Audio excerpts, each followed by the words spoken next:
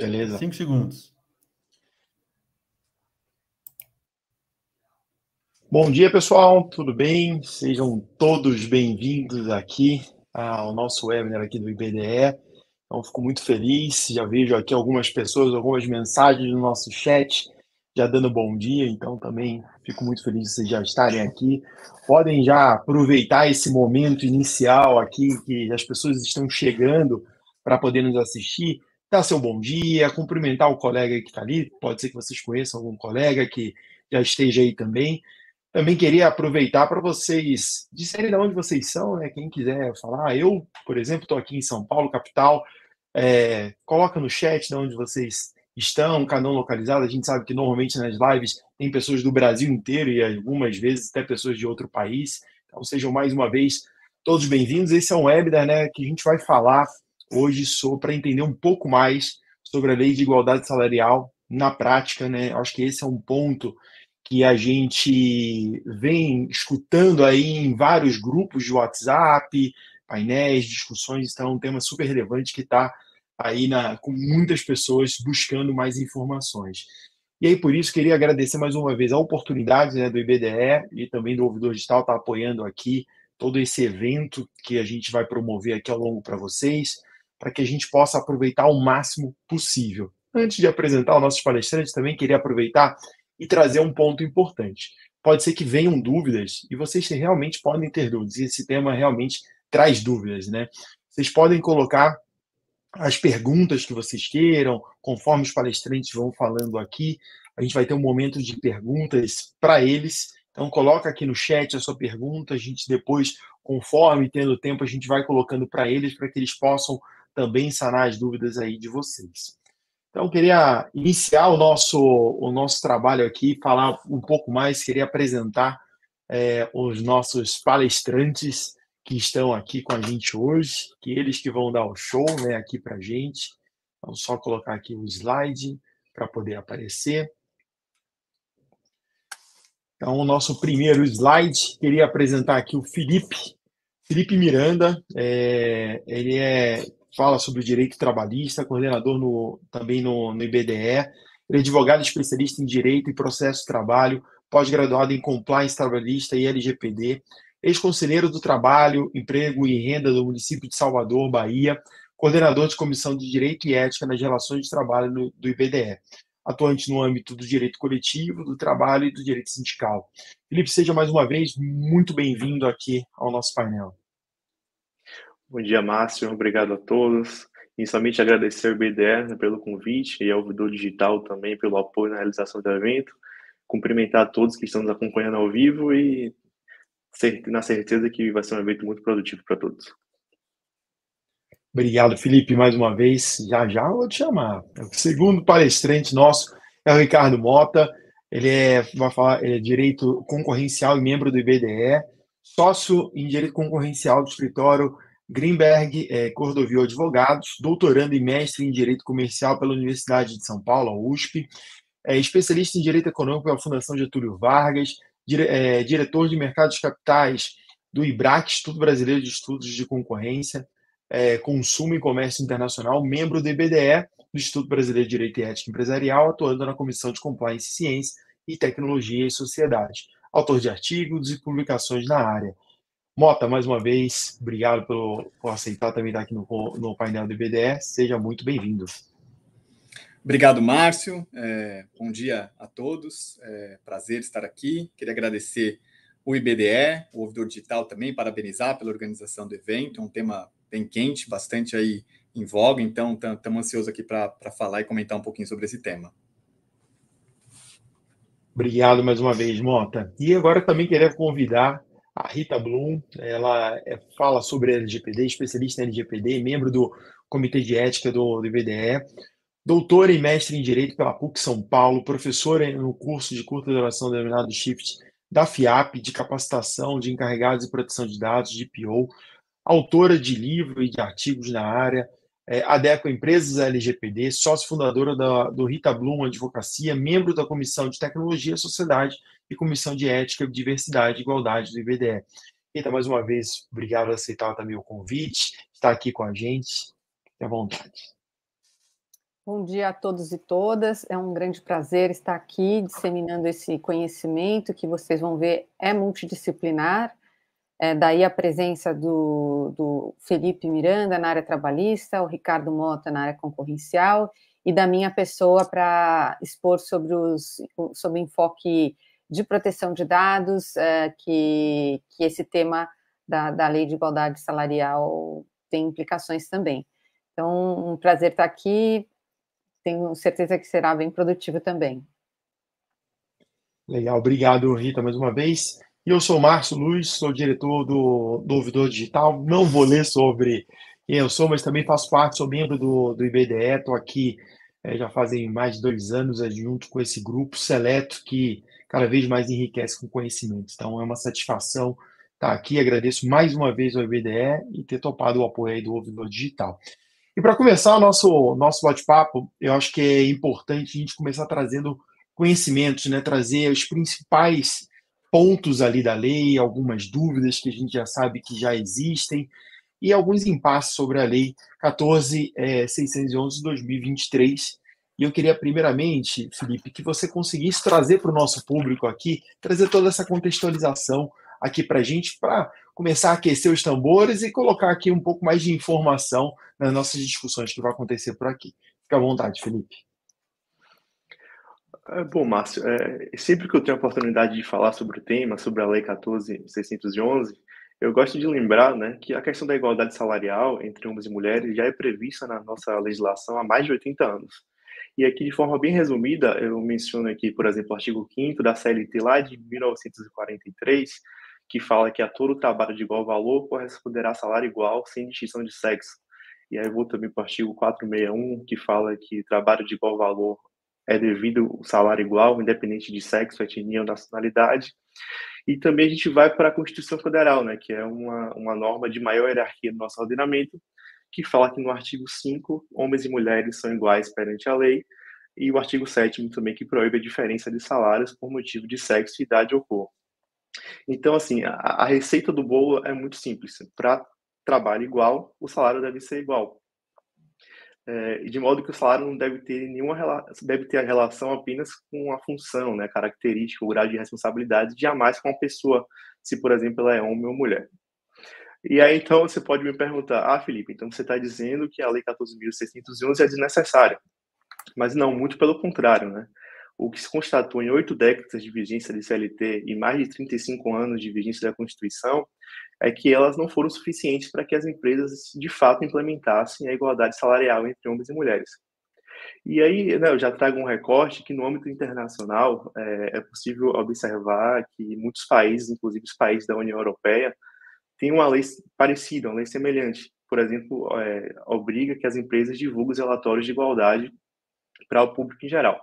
Então, a pauta de igualdade salarial, na verdade, ela é presente, né, em todo o mundo e ela tem se renovado e se reforçado com base em dados. Então, eu menciono, por exemplo, dados da Organização Nacional do Trabalho, eles informam que uma mulher recebe, em média, 20% a menos do que um homem em trabalho de igual função. No Brasil, é um pouco ainda mais grave, né? O IBGE, os dados extraídos de 2023, eles trazem para a gente que a mulher recebe aproximadamente 27% a menos do que o homem. E aí, nesse contexto, Márcio, a criação da lei ela foi mais do que bem-vinda, né? Ela foi necessária. E o que é que ela traz? Ela traz mecanismos de combate e fiscalização em diversos níveis. E aí, por exemplo, a desigualdade social ela não acontece somente no salário de contratação, por exemplo, que um homem é contratado e uma mulher para a mesma função e eles recebem salário diferente. Mas a lei também traz medidas para combater, por exemplo, a desigualdade durante a vigência de trabalho, do contrato de trabalho. Então, critérios de promoção, por exemplo, que não podem ser feitos com base em critérios discriminatórios. Então, assim, a lei ela traz uma coisa que já existia, né, há muito tempo e ela possibilita novos mecanismos de fiscalização e eventual punição por descumprimento, tudo isso buscando sempre a implementação real da equidade salarial entre homens e mulheres. Então, o que é que a gente tem? Na lei propriamente dita, a gente precisa de duas informações, né? A quem ela se aplica e o que é que ela estabelece. E é importante a gente dizer, e aí eu faço um outro recorte aqui, que essa lei 14.611, ela é específica para empresas com 100 ou mais funcionários. Então, posso perguntar, então, a lei, uma empresa que tem menos de 100 funcionários, ela não é aplicável à igualdade salarial? Não, que aí eu volto a lembrar, né, que a igualdade salarial já era prevista há muito tempo. O que a lei traz são obrigações que essas sim só devem ser cumpridas para empresas que têm mais de 100 funcionários. E ela adota diversos mecanismos que garantem, né, a igualdade salarial. E aí eles trazem mecanismos de transparência salarial, que são a divulgação e a publicação dos relatórios de transparência. Ele fornece maiores instrumentos de fiscalização, onde o Ministério do Trabalho, através de suas delegacias, elas vão, né, fiscalizar se realmente há essa paridade de salário entre homens e mulheres. Ela incentiva a criação de programas de inclusão e contratação de mulheres, inclusive dando treinamentos, e disponibiliza canais de denúncias específicos para essas questões de desigualdade. E aí, então, o que é que a gente tem de principal objeto dessa lei? Ela obriga que as empresas publiquem relatórios de transparência de salário e de critérios remuneratórios, e em caso de não publicação, há uma penalidade de aplicação de multa. E aí, dentro da lei, né, nós temos 3 grandes marcos temporais. E quando eu digo nós temos, eu me refiro principalmente à busca que as empresas têm, né, da parte jurídica e, enfim, a parte prática. O primeiro ocorreu lá pelo meados de outubro, né? A lei foi publicada em junho, mas as empresas foram meio que tomando conhecimento, e lá em outubro foi se pesquisando e procurando assessoria. O segundo momento foi em novembro, quando veio as regulamentações, né? A gente tem o decreto, que na verdade o decreto ele trouxe um verdadeiro caos, né? Porque se a gente pega a letra do decreto só a redação, ela parece realmente que é preciso divulgar uma série de informações que, na verdade, no final a gente vai ver que não precisa. E aí, nesse período, as empresas realmente buscaram o judiciário e conseguiram, na verdade, né, liminares que desobrigam as empresas a enviar essas informações. E aí, no terceiro momento, e aí isso ocorreu agora no início do ano, basicamente em fevereiro, as empresas viram que realmente a lei não era essa coisa que estavam pensando, que é uma coisa mais tranquila, que são dados genéricos, não são dados assim que trazem um problema. E aí o Ricardo e a Ita podem falar melhor que eu, mas não trazem um problema de legislação de dados, proteção de dados, nem de concorrência. E aí, Márcio, é basicamente nesse cenário, né, que a lei se desenvolveu. Felipe, e quando você traz esse ponto, né, primeiro trazendo os dados estatísticos, a gente falando lá dos 20% a menos e tudo mais, mas você trouxe alguns pontos que eu chamou a atenção, que eu anotei aqui. Um, falando sobre combate e fiscalização. E o segundo também que eu anotei é a questão de relatórios. E essa questão de relatórios, realmente, participo também de diversos grupos de WhatsApp, eu vi muita discussão sobre esse caso. Então, eu queria aproveitar o teu conhecimento aqui, compartilhar com as pessoas que estão aqui conosco. Você consegue mostrar aqui para a gente o que efetivamente está sendo levado, o que está sendo mostrado nesses relatórios, o que vai, o que não vai, como você mesmo trouxe, ficou mais tranquilo lá em fevereiro, né, com algumas notícias, fevereiro, março. Então, você consegue mostrar aqui para a gente, Felipe, para tangibilizar mais para o nosso público? Sim, claro. Eu vou mostrar o relatório, até tentar explicar um pouco mais, mas assim, a primeira coisa que a gente precisa entender, que as empresas já entenderam, na verdade, é que nenhuma empresa precisa produzir nenhum relatório, tá? A essência da lei, ela é o cruzamento de dados. Então, ela pega dados que a própria empresa insere no portal do Emprega Brasil, né, que são respostas, são perguntas e respostas objetivas que falam assim a regra do jogo, né, como a empresa ela faz essa distribuição de salário e essa política de promoção. E o segundo sistema que os dados são cruzados é o sistema do E-Social, que as empresas há mais de 10 anos já são obrigadas a incluir dados dos empregados. Então, assim, não é uma coleta de dados novas, coletas pessoais de dados. O que existe é um cruzamento de dados de um sistema que já existiu. Então, vamos lá. O relatório ele é dividido em 4 partes, tá? E eu vou pedir ajuda só para fazer o recorte do primeiro quadrante aqui, que ele fala do indicador, né, e da definição. A primeira parte é quando ele fala de salário contratual mediano. E o que é salário contratual mediano? O que é o salário contratual mediano? Né? Foi uma metodologia escolhida pelo Ministério do Trabalho que retrata a realidade da empresa. Então, a gente pega, por exemplo, exclui os maiores salários dos menores, identifica ali os salários que estão no meio termo, e se observa, por exemplo, nesse exemplo aqui, que as mulheres, dentro desse salário mediano, recebem 91,8% dos salários que o homem recebe nas mesmas funções. No segundo quadro aqui, ele fala de remuneração média, que seria a média de salário dos últimos 12 meses, aí inclui férias, etc. E já nesse grande grupo aqui de ocupação, e aí que residia a preocupação das empresas, é que se verifica que são dados genéricos, tá? Eles não pegam, por exemplo, cada função e detalham seus salários.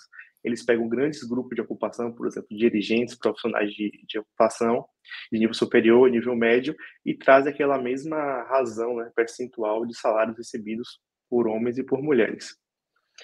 Aqui, por exemplo, a gente tem uma média de 89,7%, né, que as mulheres recebem em relação aos homens, em relação a dirigentes e gerentes, e 98,7%, que você vê, então, que não há uma desigualdade aqui, pelo menos nesse exemplo que a gente trouxe. O próximo quadro, ele traz uma ideia geral de quantidade de homens e mulheres dentro daquela empresa. Então, para que a gente tenha um panorama geral, né, do que acontece, né, dentro da empresa. E o próximo dado, ele traz justamente os critérios, assim, o que é que a empresa, quando recebe o relatório, ela tem que se preocupar? Ela tem que se preocupar em analisar, né, os dados que são trazidos, que foram trazidos por informações que elas mesmas inseriram no sistema. Então, se eventualmente houver uma distinção, uma desigualdade salarial, esses critérios servem para explicar. Então, por exemplo, se a empresa tem plano de carga de salários ou plano de carreira, é possível, até um certo ponto, né, se explicar o porquê essas diferenças nos salários. Então, basicamente, Márcio, o relatório ele é uma coisa mais sucinta do que se pareceu no primeiro momento com as regulamentações, né? E até por isso que a partir do momento que o Ministério do Trabalho ele disponibiliza esses relatórios, as empresas realmente viram que são dados que não interferem, e aí salvo o melhor juízo do Ricardo e da Rita, em violação de dados ou, né, realmente na parte concorrencial, pelo menos da forma com que está construído, tá? Felipe, legal essa contextualização. Até mostrar esse caso prático para a gente, né? Fica muito mais fácil de visualizar. Eu lembro que realmente antes de ter essas visualizações, todo mundo tinha muito medo, né? Mas até você dando o zoom ali nos detalhes, eu vou aproveitar para chamar aqui o Ricardo Mota, né? Que vai falar um pouquinho para a gente do lado concorrencial. E ali no último até gráfico, né, Mota, quando a gente começa a observar, fala de políticas, o que é feito e tudo mais. E aí eu queria, com a tua expertise, né, do concorrencial e da área trabalhista, eu queria que você aproveitasse. Depois do que o Felipe explanou, traz um pouco para a gente esse lado concorrencial, como é que funciona, se impactou ou não impactou, e o que você acha? Claro. Deixa eu acho que antes até de entrar nesses pontos, Márcio, acho que é importante colocar aqui, do ponto de vista histórico, para explicar um pouquinho do porquê que essas preocupações começaram a surgir, tá? E na verdade, não são preocupações que surgiram agora em relação só ao decreto, à portaria, à lei, né? Essas determinações, esses novos normativos legais, mas é um assunto, na verdade, que está como um hot topic aí do direito antitruste já há alguns anos, mas é uma coisa recente, tá? Muito embora a gente se refira a mercado de trabalho e a gente fale em mercado, efetivamente, essa ideia de um mercado relevante concorrencial, de algo que efetivamente existe concorrência por trabalhador, por emprego, por salário, é uma ideia relativamente nova, relativamente recente, ou pelo menos que não tinha, a gente não tinha muitas investigações no passado, ou muitas análises concorrenciais no passado em relação a esses mercados. Mas para dar aqui um panorama geral e colocar aqui todo mundo na mesma página, né, de onde surgiu e por que as coisas estão acontecendo da forma como estão acontecendo, a gente tem um histórico aí recente, isso começa muito nos Estados Unidos, tá? Então, a gente tem ali, principalmente durante o governo Obama nos Estados Unidos, a gente fala nos Estados Unidos em governo, porque os órgãos antitrustes vão mudando ali a composição conforme os governos, mas muito ali no governo Obama, a gente tem ali uma preocupação, né, uma crescente preocupação em relação ao mercado de trabalho, e isso muito movido por conta lá do Vale do Silício, das empresas no Vale do Silício, e por acordo que essas empresas estavam fazendo, muito em conta da crescente de salários lá na região, né? Então você tinha ali salários galopando e ficando muito elevados, né? As remunerações ficando muito elevadas pelas empresas de tecnologia. Muitas dessas empresas fizeram acordos entre si para evitar a abordagem, o que a gente chama lá no inglês de no poach agreements, né? São acordos em que essas empresas evitavam que umas abordassem funcionários das outras. E isso começou a atrair a atenção das autoridades antitrustes americanas e elas começaram a ir atrás desses acordos, dessas empresas, e isso começou a criar ali uma preocupação, e essa preocupação foi se espraiando para várias outras jurisdições, inclusive o Brasil, tanto que, ainda falando dos Estados Unidos, né, tanto que o FTC, né, a Federal Trade Commission, o FTC é um dos órgãos norte-americanos que é encarregado por investigar condutas anticompetitivas. Aqui no Brasil a gente tem o CAD, lá nos Estados Unidos o FTC. Então, o FTC é uma dessas entidades responsáveis. Então, o FTC, recentemente, há menos de um mês atrás, eles pediu uma ordem, uma nova regra, dizendo que, olha, nenhuma das empresas devem fazer, inclusive, aqueles contratos de não-compete em mercados de trabalho. O que quem conhece aí antitruste sabe que é até um pouquinho polêmico, porque em antitruste a gente não tem essas condutas binárias para dizer, olha, é certo ou é errado, né? Tirando algumas exceções, como o cartel, a gente vai comentar um pouquinho aqui, tirando algumas exceções, a gente precisa sempre analisar quais são os efeitos das práticas, das condutas das empresas para saber se elas são anticompetitivas ou não. No Brasil, e essa preocupação surgiu, para vocês verem como isso é recente, ela surgiu em 2021.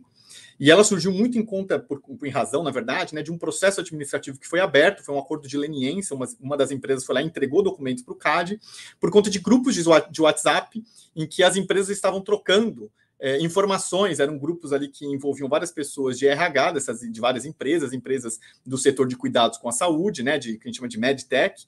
Essas empresas, uma das empresas foi lá e entregou essas conversas para a autoridade brasileira, para o CAD, e o CAD entendeu ali que essas conversas, na verdade, trocavam informações sobre salários, benefícios, sobre cargos, sobre quantidade de funcionários dentro das empresas, e aquilo começava a ser, ou passava a ser ali uma informação sensível que podia gerar um problema concorrencial entre essas empresas. Esse processo é aberto, esse processo ainda não foi julgado, ainda está em trâmite no CAD, mas esse processo aí despertou aqui no Brasil uma discussão também, assim como aconteceu lá nos Estados Unidos, despertou uma discussão para a gente delimitar o que é informação sensível do ponto de vista concorrencial em mercados de trabalho, o que pode e o que não pode fazer, que tipos de informações podem ser trocadas e quando que essas informações elas passam a ser problemáticas do ponto de vista competitivo.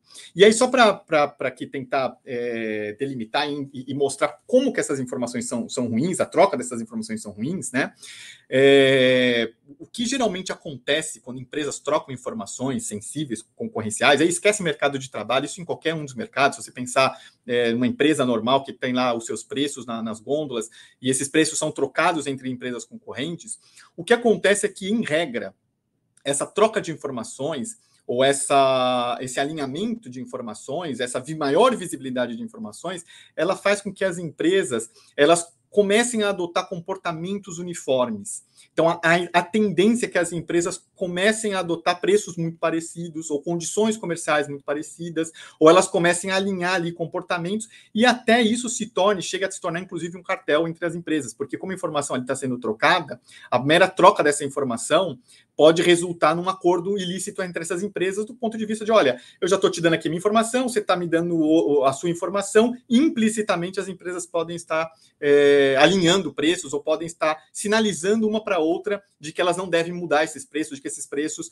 não devem, as empresas não devem se atacar, então esses preços não devem entrar ali numa guerra, não deve ter uma concorrência. Então, em regra, tá? E eu estou falando em regra porque pode ter condições específicas em que mercados em que isso não ocorra. Eu posso mencionar, por exemplo, mercado de seguros, mercado financeiro, em que as regras são um pouquinho diferentes, mas em mercados tradicionais, essa troca de informações leva a um arrefecimento da concorrência e isso tende a gerar prejuízos para os consumidores, obviamente, e aqui voltando para o mercado de trabalho, isso pode gerar prejuízos, inclusive, para os próprios empregados, porque a partir do momento em que, pensando aí no salário como uma variável competitiva, a partir do momento em que as empresas elas combinaram esses preços, ou a partir do momento em que esses preços ali estão públicos e ninguém mais tem apetite para concorrer, para entrar numa guerra por salários, por exemplo, que era o que estava acontecendo lá nos Estados Unidos, no Vale do Silício, esses salários vão se manter num patamar aí uniforme, num patamar muito abaixo do padrão competitivo, e os funcionários, os empregados das empresas, os colaboradores, vão ser prejudicados. Tá? Então, esse é o efeito anticompetitivo, essa é a preocupação, é aí que mora a competição,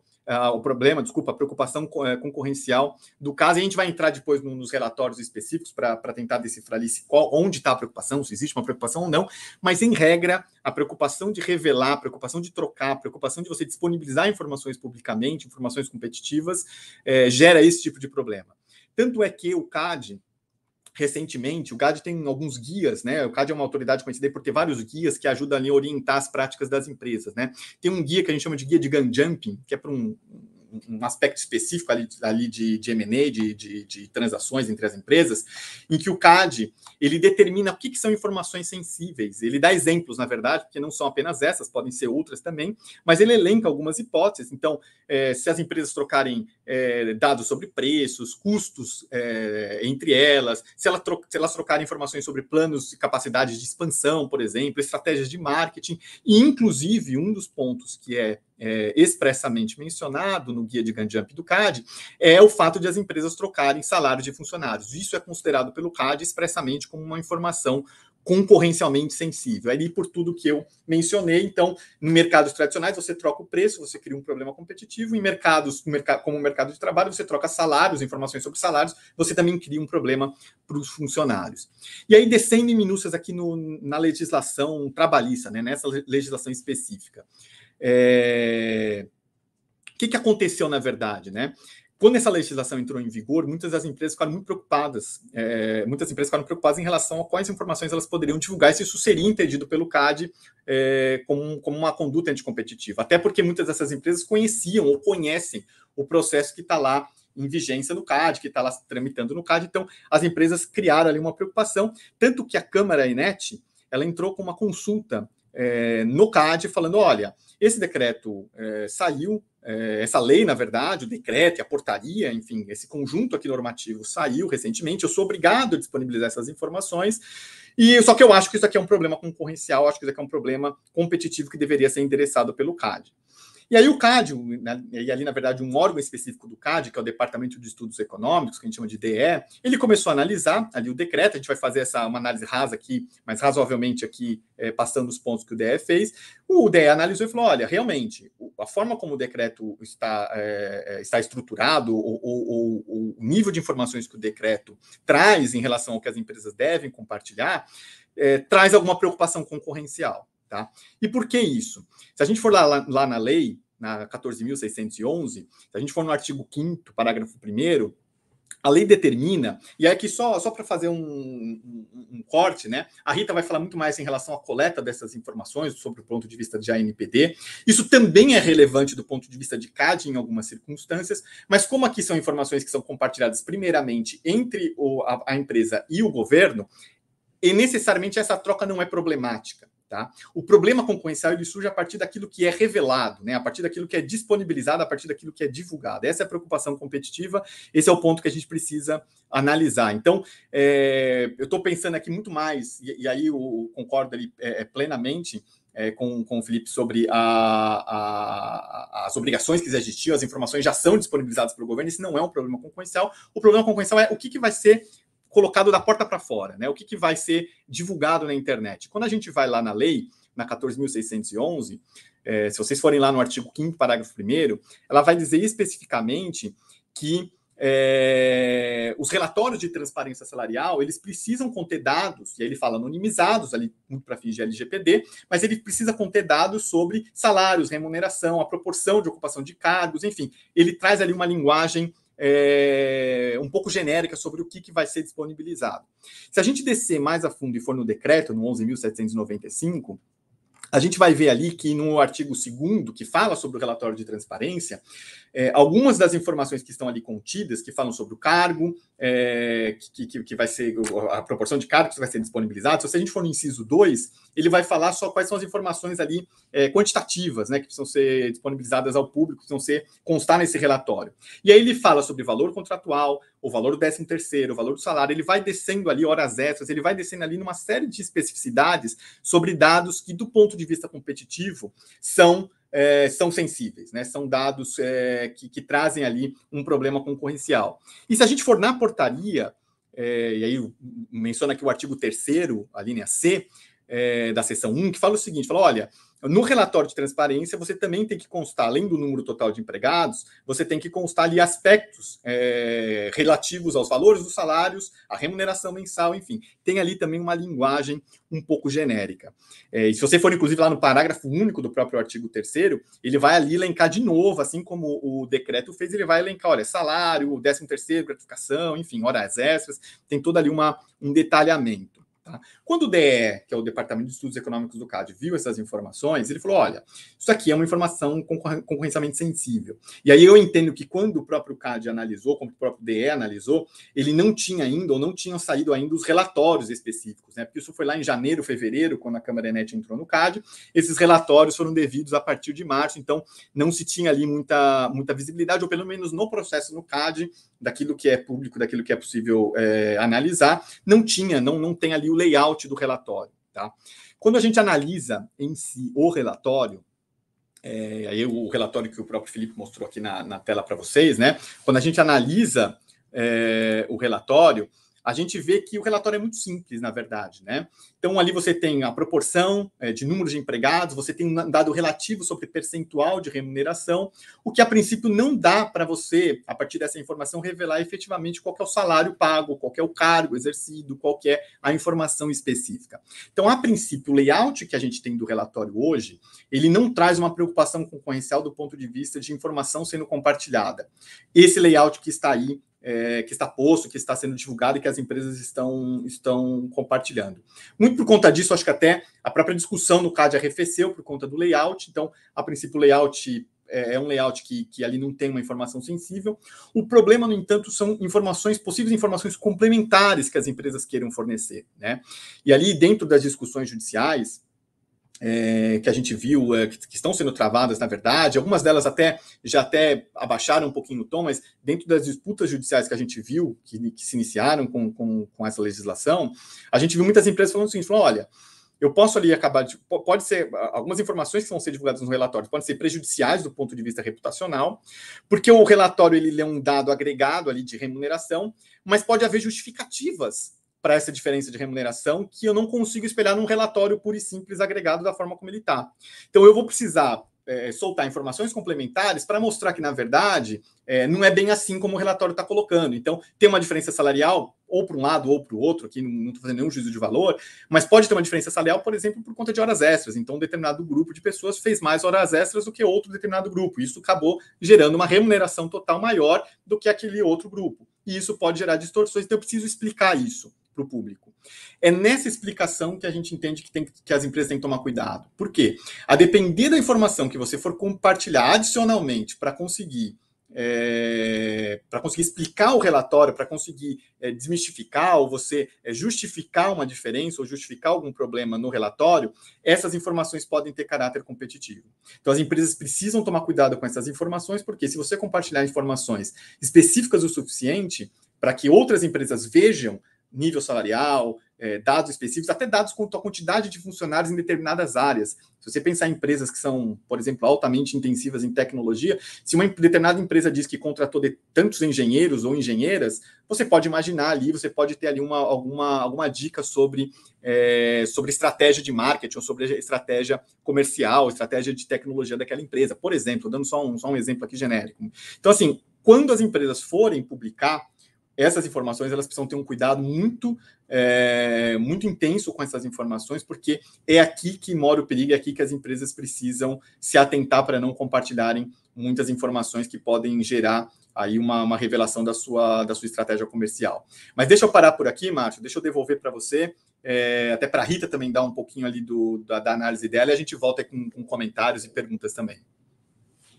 Mota, obrigado pela sua explanação. Quer dizer, a gente só está botando mais tempero aqui porque tem mais informações, mais dúvidas. Eu anotei alguns pontos importantes, pessoal. Eu particularmente nunca havia pensado, né, sobre a troca de informações salariais ser um problema concorrencial, né, sendo muito sincero. Então, muitas pessoas às vezes podem não saber disso. E eu acho que o ponto que você finaliza, não anotei algumas perguntas, né, o que vai ser disponibilizado Acho que um ponto também discutido é o cenário hoje, agradou a todo mundo, por isso abaixou um pouco a poeira. Mas o ponto-chave dessa história é esse final que você traz, o que pode vir na informação complementar, que ali pode, para justificar o relatório que está ali, trazer outros dados que podem abrir ou supor, né, a estratégia da empresa. A gente falou muito de dado, e você falou muito sobre dados, né? E aí, por isso que agora, né, eu queria chamar a Rita para também trazer ela, que é uma especialista em LGPD. Rita, depois do Felipe ter conversado, trazendo a contextualização, o Mota traz a parte concorrencial. Agora faltou a parte da gente entender da LGPD. Onde tudo isso se encaixa? Consegue trazer aqui para a gente?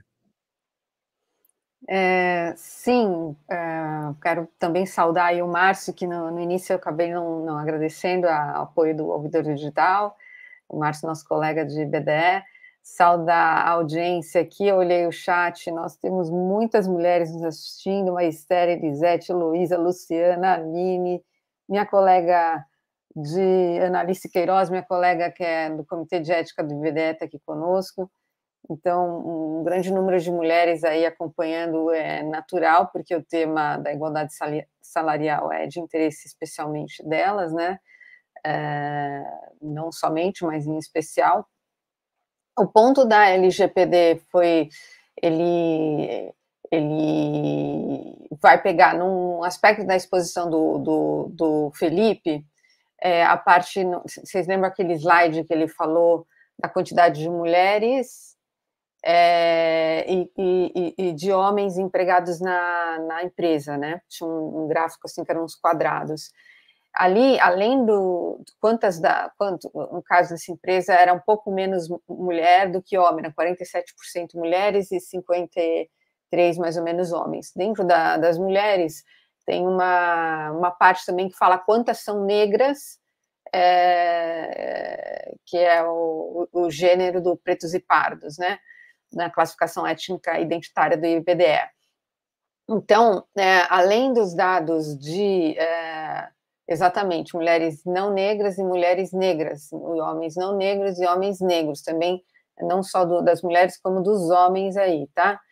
Então, aqui, quer dizer, além de informar os dados de remuneração, também nesse quadro, eles informam dados de etnia e raça, tá? Isso por quê? Porque a própria portaria menciona essa necessidade, né, de que se informe isso, na verdade, a regulamentação como um todo ali, tanto a lei mencionada como os normativos que a regulamentam, né?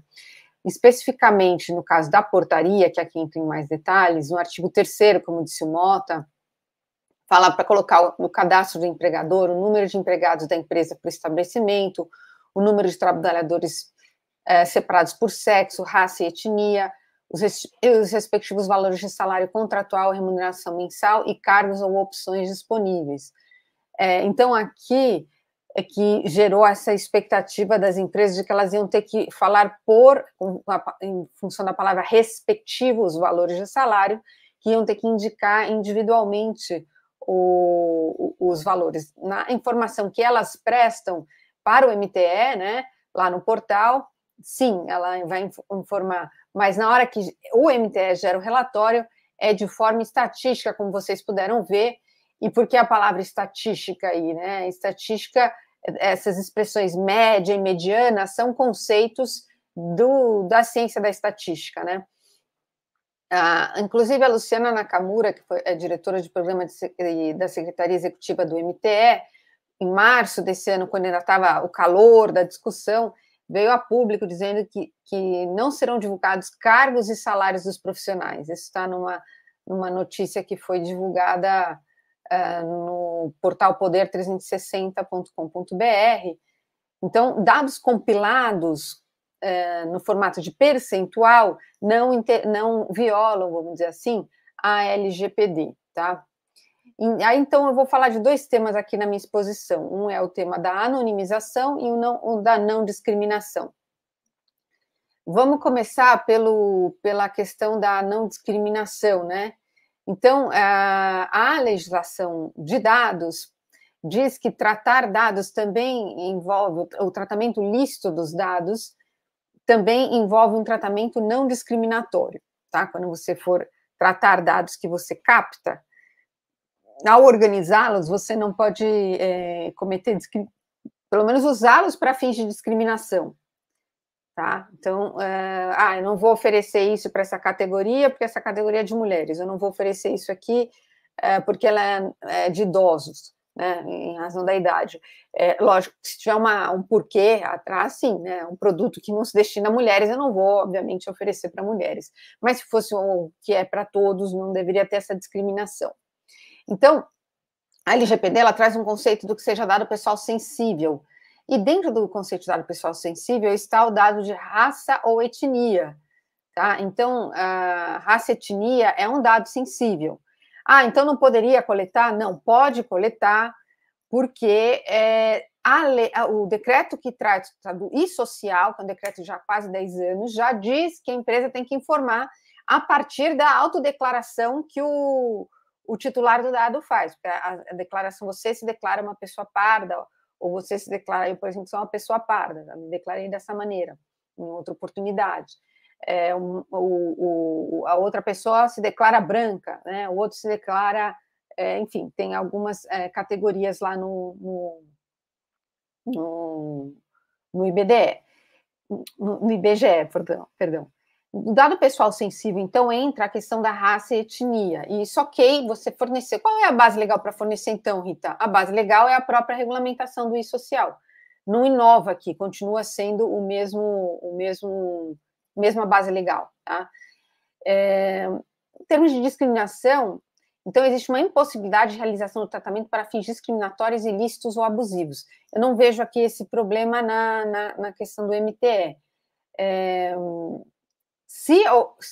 Isso a gente pode deixar até para as perguntas, né, Márcio, para aprofundar essa questão. Outro ponto que é de atenção é o dado que a pessoa lá do MTE manifestou, que é o dado estatístico. O dado estatístico, ele é considerado para fins de LGPD um dado anônimo ou anonimizado. O que é um dado anonimizado? É o dado relativo ao titular que não possa ser identificado, considerando a utilização de meios técnicos razoáveis e disponíveis na ocasião de seu tratamento, e assim afasta a incidência da LGPD, porque para a LGPD, dado pessoal é aquele que identifica uma pessoa individualmente.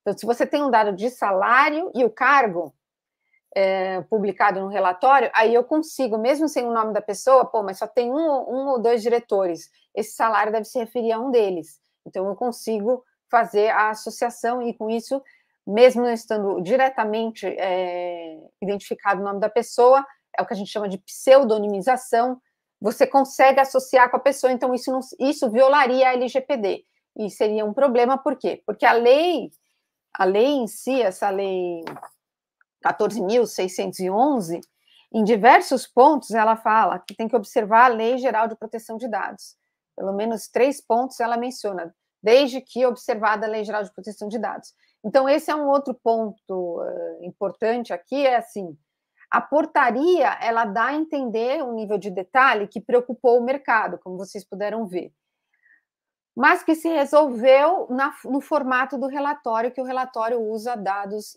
estatísticos, tá? Como média e mediana, e acho que eram essas aqui as minhas considerações, só fazendo para finalizar um paralelo com o decreto que fala da Lei do Acesso à Informação. Existe um decreto 7.724 de 2012 que prevê a divulgação de forma individualizada, essa é destinada a servidores públicos. Essa lei que a gente está tratando aqui, ela é destinada à iniciativa privada, tá? No caso de servidores públicos, tem uma outra lei que segue a regra da transparência, da lei da transparência, e aí sim a remuneração, a divulgação é de modo individualizado, de remuneração, subsídios recebidos por um ocupante de um cargo, posto, função ou emprego público, tá? Não é o caso aqui. Tá? Eu quis deixar claro, porque às vezes, para quem está se aproximando do tema,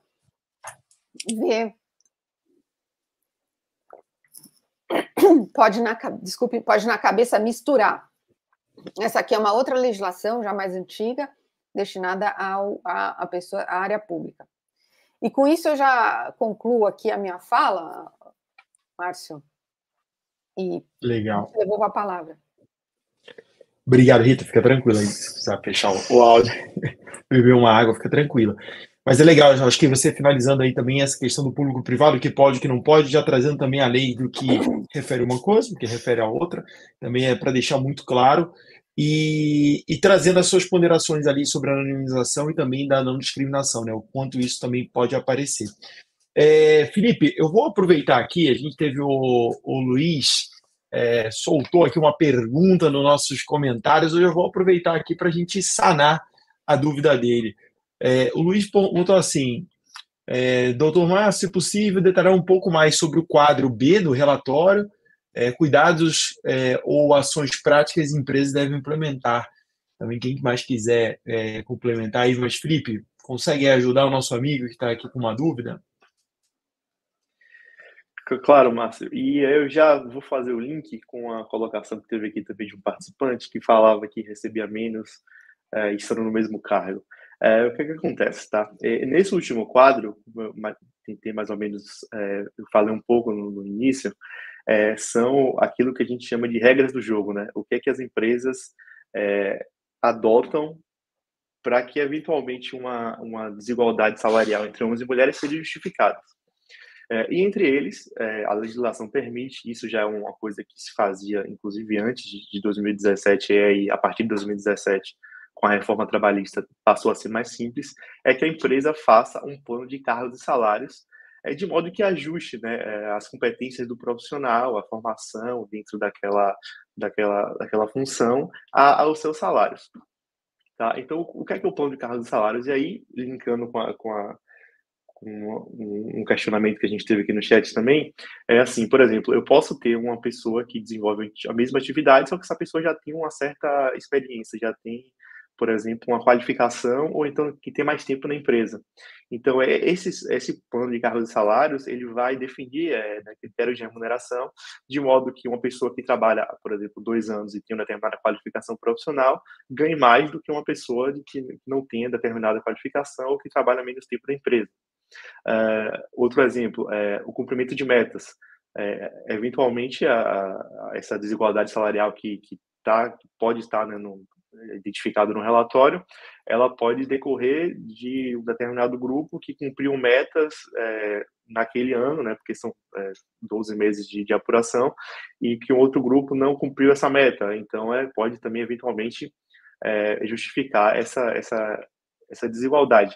E aí o importante aqui desse quadro B é que são uma espécie de explicação, uma espécie de justificativa que as empresas têm para que a eventual fiscalização, né, quando venha, fala, olha, esse quadro aqui está muito distante, o salário das mulheres, elas estão ganhando menos do que os homens. É possível explicar? E aí, dentro desses critérios remuneratórios e dessas ações para aumentar a diversidade, as empresas podem fazer a defesa em eventual autuação trabalhista. Boa, Felipe, obrigado. Daqui a pouco está chegando também mais perguntas, mas eu queria voltar aqui com o Mota. Eu queria tirar uma dúvida que também é importante aqui para a gente, né? Teve um fato, né, que o presidente do CAD publicou em despacho no âmbito da consulta lá apresentada pela Câmara INET, dizendo que não haveria nenhuma manifestação, né, do órgão sobre essa temática, né?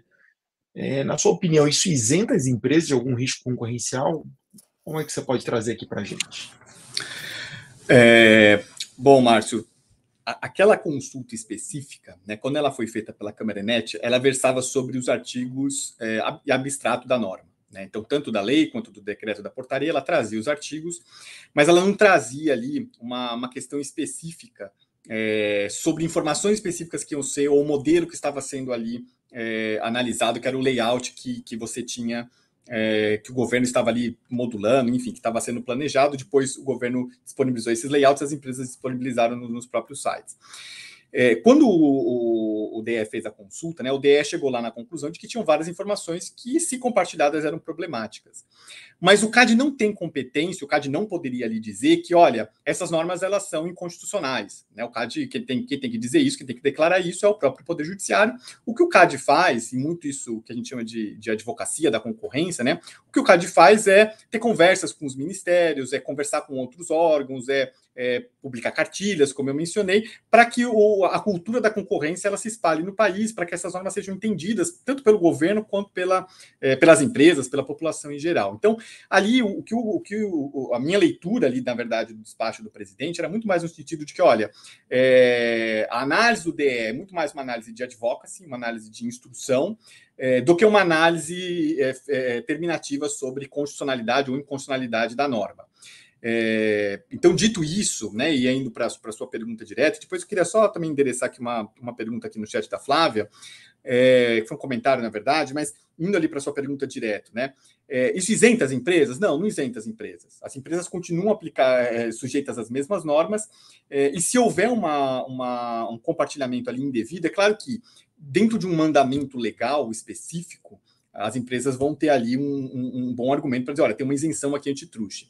Mas dado que o layout que tem hoje, ele não compartilha informações, e informações serão compartilhadas no âmbito de uma informação complementar, de um relatório complementar, esse relatório complementar não vai dar isenção para as empresas para elas compartilharem o que elas quiserem. Então, nesse âmbito, as empresas precisam tomar cuidado, porque se elas compartilharem informações adicionais, ainda que sejam para explicar, a justificar ali o resultado do relatório, elas podem ter um problema concorrencial, até porque a constância dessa publicação, que vai ser aí feito de tempos em tempos, ela pode trazer aí até aprofundamento desses problemas concorrenciais. E aí só, se me der licença, mas só comentar um ponto aqui, a Flávia colocou um ponto aqui que é muito interessante, né? Aí, Flávia, vou tomar liberdade só de ler aqui seu comentário, você falou assim, olha, é muito difícil controlar esses grupos de WhatsApp em que as empresas trocam informações. Realmente, é muito difícil. E isso não só para RH, mas para qualquer tipo de atividade, né? Hoje, se você pegar o comercial de uma empresa, todo mundo tem grupo, todo mundo tem WhatsApp.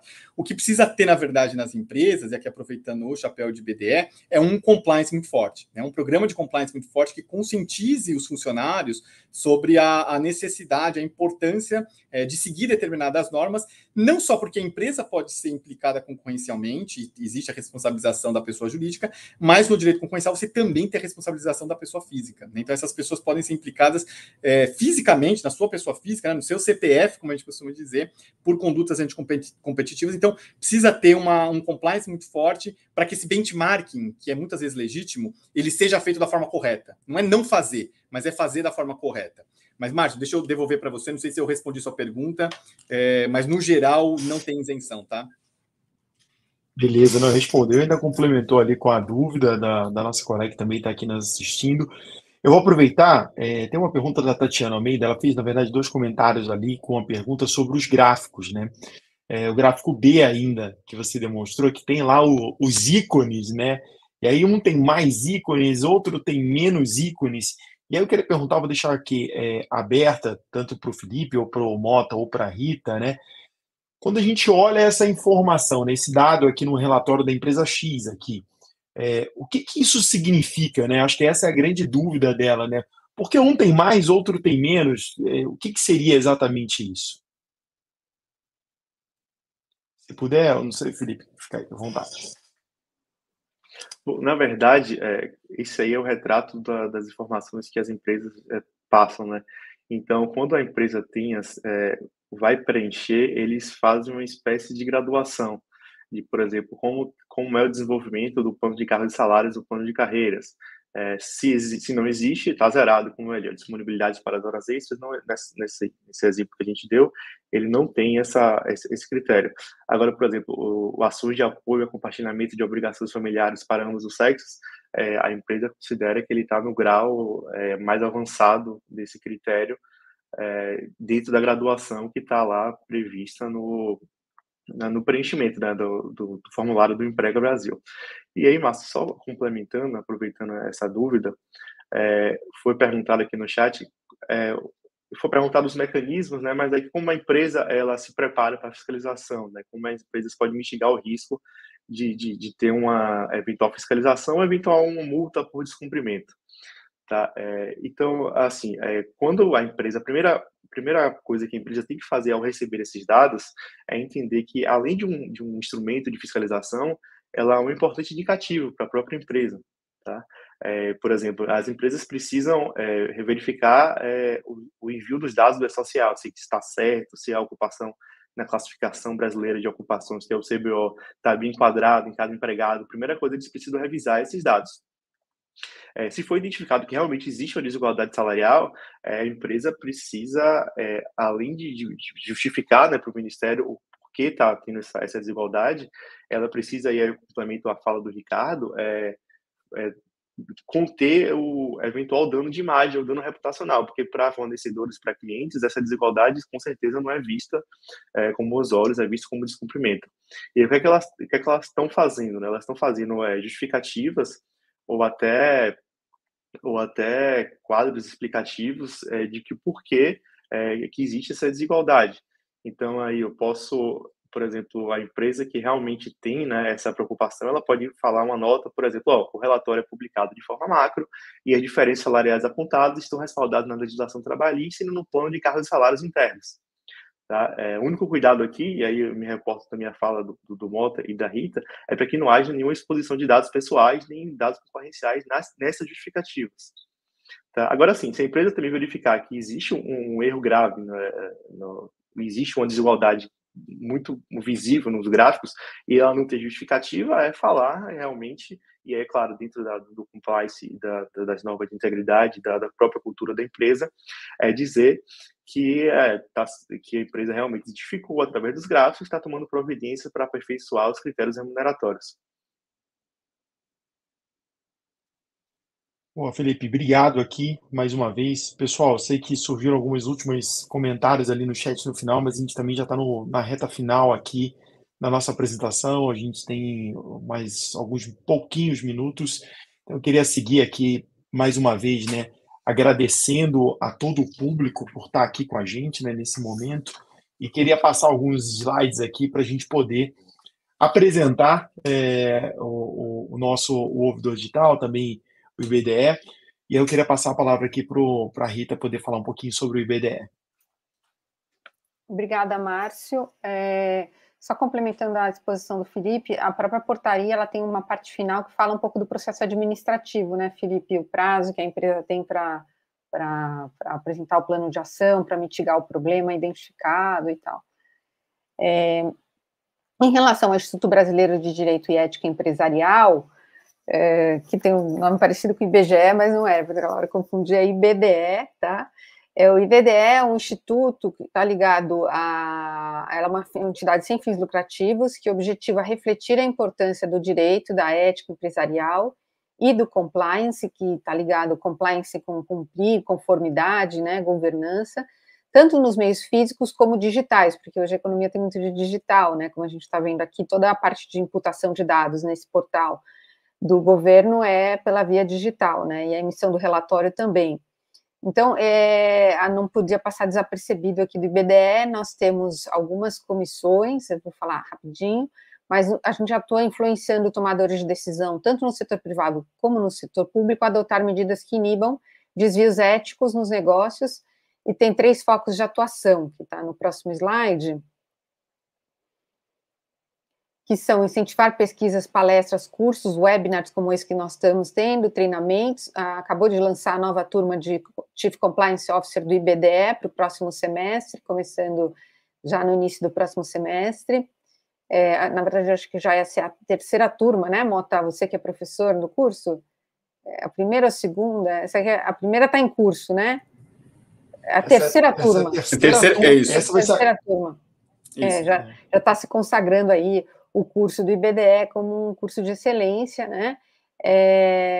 Estimular o debate entre, então, o setor público e privado, o networking, você vê entre os profissionais, como esse aqui, a gente tem colegas de diversas áreas que atuam nas diferentes comissões do IBDE, e também quando tem alguma regulamentação, às vezes em curso, nós nos posicionamos com cartas abertas, fizemos uma, por exemplo, na comissão em que eu participo de Direito das Novas Tecnologias, né, Comissão de Tecnologia e Sociedade, uma para segurar um pouco a votação do projeto de inteligência artificial ano passado, quando a gente achou que ainda estava um pouco madura a discussão para já ir para a votação. Então, a gente também se posiciona em relação aos normativos em andamento. E aí, quem tiver interesse em conhecer mais do IBDE, a gente deixou o site aí, o ibde.org.br, e aí lá vocês conhecem todas as comissões que tem o Instituto e também condições para se associar caso tenham interesse. É isso, Márcio. Obrigado, Rita. Obrigado, Rita. Eu queria aproveitar aqui, agora eu vou falar um pouquinho do ouvidor digital, ainda vou passar para os palestrantes, que eles vão ter as palavras finais. Eu só estou aproveitando aqui para a gente trazer os pontos chaves aqui. E no ouvidor digital, acho que uma parte de vocês possam conhecer, a gente é uma solução efetivamente em canal de denúncia, sistema de ouvidoria, e realmente para reduzir os casos de fraude e assédio, corrupção, forma inteligente, inclusive atender a própria lei, né, que fala sobre, se não me engano, fala a memória, o Felipe comentou sobre canal de denúncias, sobre esse quesito. Então também a gente está aí presente em mais de 700 empresas, 14 países, eu acho que isso é legal. E eu acho que o ponto-chave que eu queria aproveitar enquanto a gente está vendo as palavras finais, vocês estão vendo o QR Code, a gente tem acesso à nossa comunidade.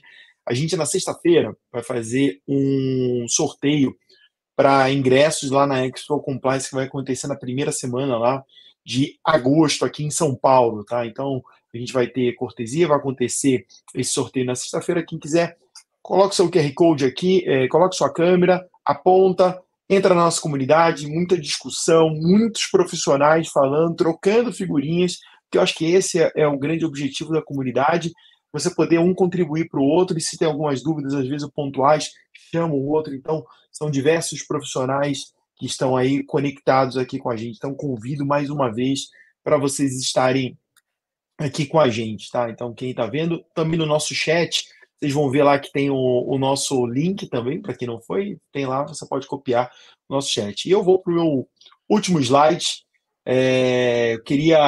Eu vou fazer a minha despedida aqui, mas eu vou passar para cada um de vocês. Eu queria agradecer a audiência por estarem aqui com a gente até agora, nesse tema tão importante que a gente vem discutindo e que, com certeza, ao longo do ano a gente ainda vai falar bastante sobre essa temática, porque é muita novidade que vai acontecendo ao longo do tempo. E eu queria agradecer ao Felipe, ao Mota, à Rita por contribuírem aqui para a gente. E eu vou passar exatamente nessa ordem também para vocês.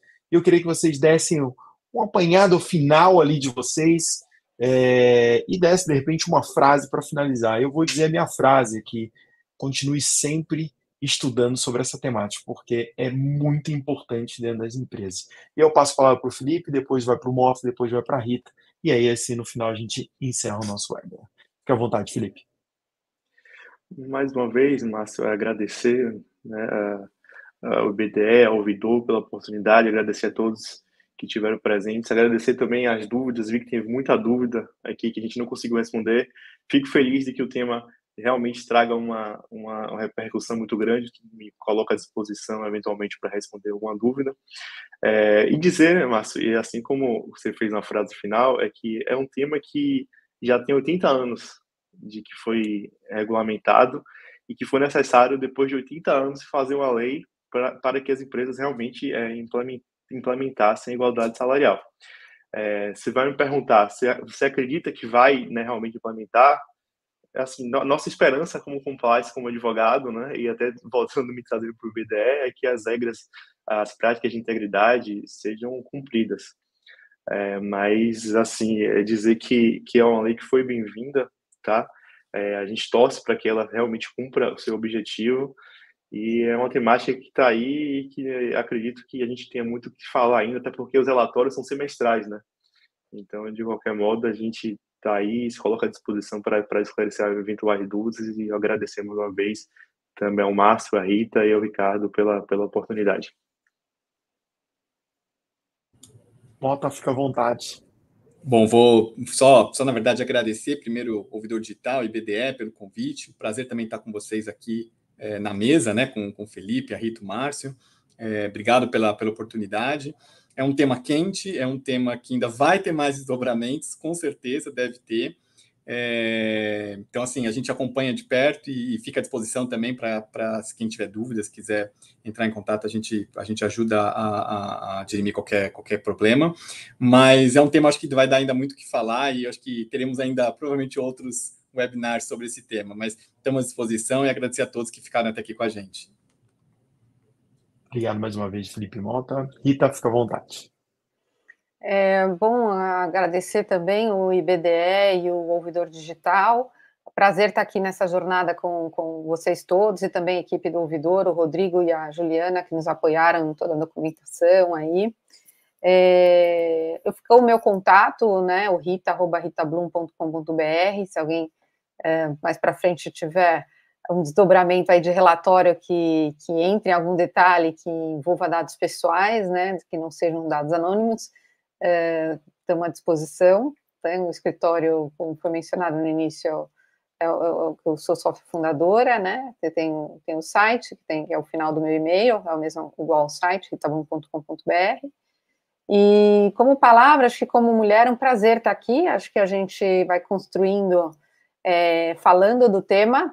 Se existe a lei é porque há uma necessidade de reforço, como disse o Felipe, contando o histórico.